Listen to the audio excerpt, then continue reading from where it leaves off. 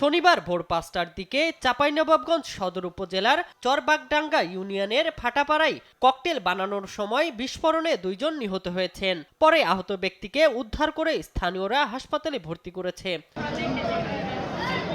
Police জানায়, যে বাড়িতে বোমা বানানো হচ্ছিল সেটিও আংশিকভাবে ভেঙে গেছে এবং টিনের চালও উড়ে গেছে।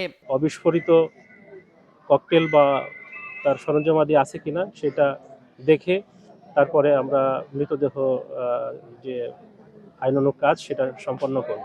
এদিকে শুক্রবার রাতে আধিপত্য বিস্তারের জেরে মাদারীপুর সদর উপজেলায় দুপক্ষের সংঘর্ষে বেশ কয়েকটি ককটেল বিস্ফোরণ হয়। এই ঘটনায় আহত হন অন্তত ৩ জন। তাদেরকে হাসপাতালে ভর্তি করা হয়েছে। মাত্র এরা এই বাড়িতে রেখে বাইকগুলো রেখে ওরা চলে গেছে ফেলে। নাটোরের বড়াই গ্রামে ২ গ্রুপের সংঘর্ষের ঘটনায় ধারালো অস্ত্রের আঘাতে ইউনিয়ন জামায়াতের আমির সহ ১২ জন আহত এবং বেশ কয়েকটি বাড়িতে ভাঙচুরের অভিযোগ উঠেছে। ঝালকাঠির কাঠালিয়ায় জামায়াতের কর্মী সমর্থকদের ৪টি বাড়ি, ২টি ব্যবসা প্রতিষ্ঠান ও ইউনিয়ন জামায়াতের অফিসে হামলা ও ভাঙচুরের অভিযোগ উঠেছে।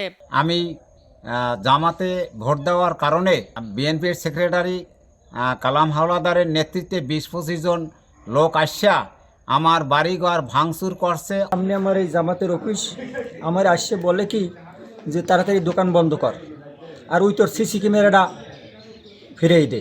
বাগেরহাটের কোচো উপজেলায় সহিংসতার ঘটনায় আহত স্বতন্ত্র প্রার্থীর সমর্থক ওসমান সর্দার মারা গেছেন। বিলাইতী সিং ডিগ্রি কলেজ ছাত্রদলের অনেক পোলাপান এবং এলাকার কিছু লোকজন আমরা একটা আনন্দ উৎসবে গ্রাম ঘুরতে বের হয়েছি। এখানে কিছু স্বতন্ত্র প্রার্থী অতর্কিতভাবে আমাদের আইসে হামলা করছে। এদিকে নির্বাচন পরবর্তী সহিংসতায় কক্সবাজারের উখিয়া উপজেলার একটি দোকানে অগ্নিসংযোগ করা হয়।